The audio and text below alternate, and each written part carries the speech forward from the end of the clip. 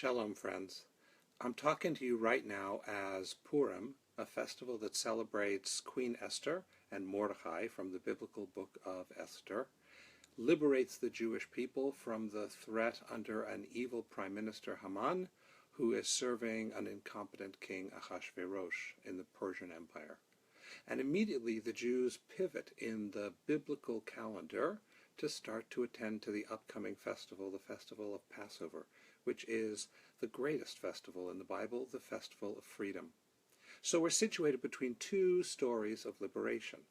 In Purim, God doesn't make an overt appearance. Instead, it's the sage Mordecai and his niece Esther, the brave heroine who's willing to risk everything to stand before the king and demand that people are held accountable, that Haman has to be summoned for his actions and that the actions have to be compensated. And the miraculous end of the story is that because of entirely human interventions, the Jews are saved from the threat of anti-Semitism, and they're able to build a thriving community. The Persian Jewish community continues to enrich contemporary life to this very day in Israel, in the United States, around the world.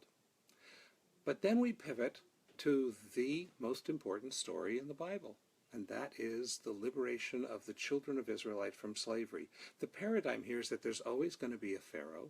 There's always going to be a despot who's going to try to hold us down, try to stop us from our God-given right to dignity, to free expression, to being able to thrive.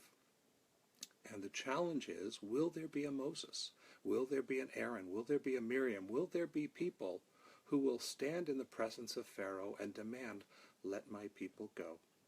So as we stand in one celebration, which is raucous and joyous and celebrates the crucial human role in liberation, and then we pivot to the archetypal reality that there are in every age pharaohs who seek to hold us down. Us, the children of Israel, us, all lovers of freedom, all humanity. And in every age there are Moseses and Miriams who bid us to take up our tambourines and dance, who encourage us to lift up our eyes above the limitations of oppression and to march to our freedom. So friends, as we stand in this period in between freedom and freedom, between Purim and Passover, let's think about what it would take to be able to liberate ourselves, to lift up our brothers and sisters, and to truly be able to stand in the sun and to dance our joys and to thank God for the liberty that is ours because of the partnership between us and God. Shalom.